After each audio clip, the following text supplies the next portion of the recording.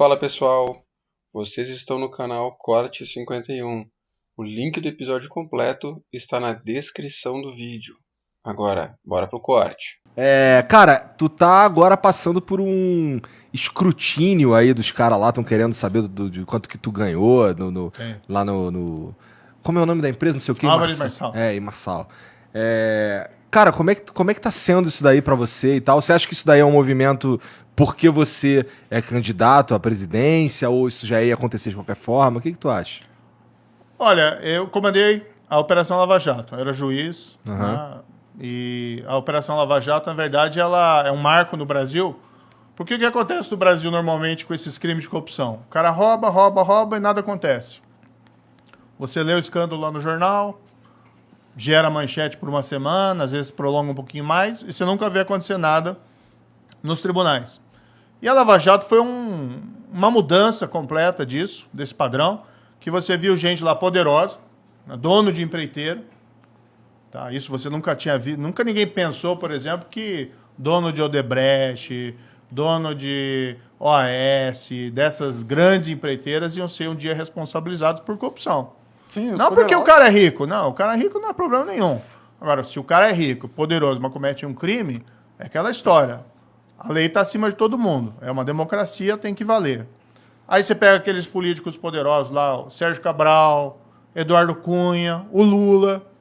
Né? Você tem pra esse aquele não mega... deu certo tanto. Né? Oi? Pra esse não deu muito certo. Não, olha, se você for olhar ali, ela quebrou esse paradigma, quebrou esse padrão de corrupção que ninguém ia pra cadeia. E o pessoal foi. Teve gente lá que ficou 4 anos preso.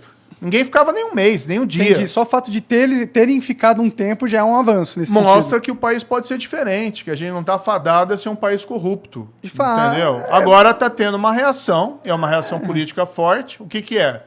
As pessoas querem a volta do status quo. O cara quer roubar e não quer que aconteça nada. E ele quer dar um recado. Olha, se você vier atrás de mim, ele está mandando esse recado, não é para mim. Está mandando recado para tudo que é juiz e procurador e policial do país. Está dizendo, se você vem atrás de mim por corrupção, você vai enfrentar depois as consequências, porque eu vou atrás de você. É isso que estão querendo fazer, entendeu? Claro que existe também a questão da candidatura, porque o meu projeto, é o único projeto desse pessoal todo que rompe com essa ideia de corrupção. A gente vai restabelecer o combate à corrupção no país. Tá? Então Eles querem mandar um recado. Hã? Eu já ouvi isso Eu antes. também. Mas, gente, aí eu vou colocar o seguinte. Eu tenho um passado que me dá essa credibilidade. Vocês acham que a Lava Jato foi moleza ali? 4 anos? Não. Com processo contra Lula, contra Marcelo Odebrecht, contra Eduardo Cunha, contra Sérgio Cabral, contra José Dirceu. Esse pessoal é poderoso. Tá? E a gente estava lá, você acha que a gente não teve pressão na época? Com certeza. Para parar? Então, eu tenho um passado que me dá essa credibilidade para dizer assim, tá no meu DNA o combate à corrupção. Claro que um projeto de país é muito mais do que combate à corrupção. Você tem que pensar em emprego, a inflação tá terrível, tá uma porcaria. Tudo, relação internacional. O presidente Tudo. é tipo o trabalho mais difícil que tem. Exatamente. Mas agora, isso eu posso segurar para vocês. Você tem muitas outras coisas para fazer, mas não vai abandonar o combate à corrupção. E eu posso dizer isso. Eu acho que sou o único cara desses aí que pode falar, ó, eu combati a corrupção. E estou sofrendo, isso aí é perseguição. É pura perseguição, porque o cara não tem nada para falar do que eu fiz e fica inventando um monte de maluquice. Vamos falar então um pouco sobre o Álvares e o quê? Marçal. Marçal. O Marçal. Que, tipo, a gente tava conversando um pouco aqui antes de começar, você me explicou que é uma empresa de consultoria, é isso? Isso. Me Então, explica um pouco o que é esse rolê aí, por que tu foi contratado, o que tu fazia lá? Então tá. Álvares Marçal é uma empresa de consultoria internacional. A sede dela, na verdade, é nos Estados Unidos. Ela tem mais de 5 mil empregados no mundo, tem no Japão, tem na Europa. É como se fosse essas empresas como Ernst Young, Deloitte, né? Faz consultoria, auditoria. A diferença é que a Álvares Marçal não faz exatamente auditoria, mas é uma empresa que tem um puta nome. Tá? Pra você ter uma ideia, ela foi a empresa que cuidou daquele Lehman Brothers, Quando deu a crise tá? lá. Quando deu a quebra. Tá? Então ela foi nomeada administradora da falência do Lehman Brothers nos Estados Unidos. Entendi. Então é uma empresa multiconhecida nos Estados Unidos. E o que aconteceu? Eu tive esse trabalho como juiz, que ganha reputação internacional. A Lava Jato era reconhecida no mundo inteiro como um marco no combate à corrupção. Gerou uma onda de anticorrupção no mundo inteiro. Depois eu até tenho umas histórias que eu posso contar que são interessantes. Legal. Tá? Fui para o Ministério da Justiça, tive meu trabalho lá sabotado pelo presidente, depois a gente também pode falar disso. Tá? Saí e fui procurado. Não foi por uma empresa, foram por várias. E me ofereceram uma proposta de trabalhar numa área que eu acredito que eu sei fazer.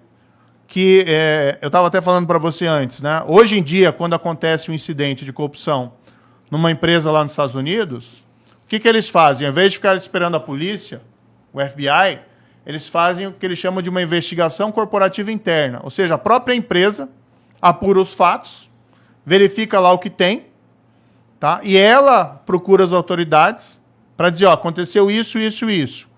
Nós queremos aqui revelar e fazer um acordo. Por que eles fazem isso? Porque eles querem diminuir as consequências legais. Multa, evitar eventualmente uma prisão, eles querem colaborar. Isso é um processo que não tem no Brasil, tem? É muito pouco, a gente não tem essa tradição. Tá. Isso também começou a evoluir nos Estados Unidos daquele caso Enron. Lembra aquele caso Enron? Foi uma fraude gigantesca. Eu tô por fora desse caso. A Enron era uma grande empresa, uma das maiores empresas do mundo, tá? E teve uma quebra dela, ela fraudou um monte de gente que investia nela no mercado de ações, falsificou balanço e tudo isso. Tem até um filme que é legal, vale a pena vocês verem. É um documentário, mas é um documentário legal, tá? Tem muito documentário legal. Chama Os Mais Espertos da Sala. E ela quebrou prejuízo para muita gente e tal.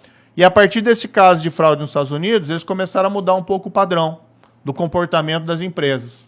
Então, hoje é muito comum a empresa, quando tem um problema, ela faz investigação e ela mesmo realiza a informação. Então, eu fui contratado pela Alves Marçal, tá? Que não é um escritório de advocacia, aliás, é uma empresa de consultoria, para fazer esse trabalho, investigação corporativa interna. A gente também fazia lá sistemas anticorrupção dentro da empresa, para evitar que aconteça um caso de suborno na empresa. Daí você tem uma série de mecanismos de controle. Não só corrupção, mas, por exemplo, assédio sexual. Você tem um sistema de compliance lá dentro que você evita esse tipo de coisa. Tá? Então, era para fazer isso. No fundo, era, de certa maneira, para continuar no setor privado, fazendo o que eu estava fazendo como juiz. Fazer a coisa certa. Né? Ensinar e fazer as pessoas, não é para roubar, é para fazer a coisa certa. Me contrataram, eu fui lá para os Estados Unidos, fui trabalhar lá nos Estados Unidos, tá? E eu recebia da empresa, a empresa tem diversos ramos.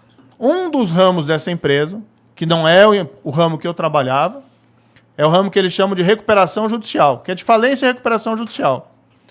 Daí a empresa no Brasil, veja, eu estou lá nos Estados Unidos, a empresa no Brasil, ela é ela é nomeada pelo juiz, tá? Para atuar na recuperação da Odebrecht, que é basicamente fazer o quê?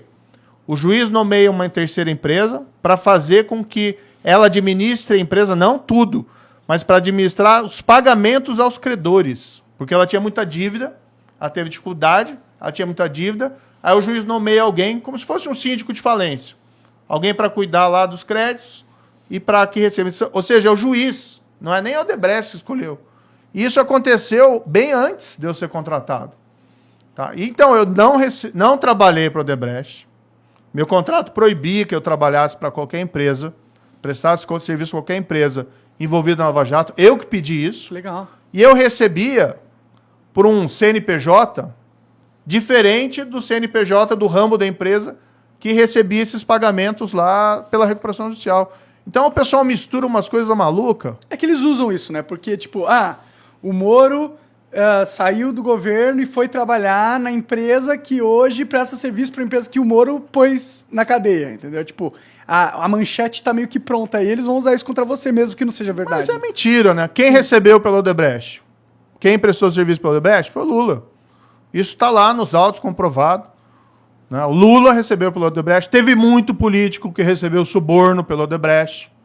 Né? Tem aquela lista famosa dos codinomes. Uhum. Tem um monte de coisa lá. O Amigo, né? O Cerrado. Tem até um Justiça lá, mas não tem nada a ver comigo. É uma outra pessoa que foi identificada. E aí o pessoal quer retaliar.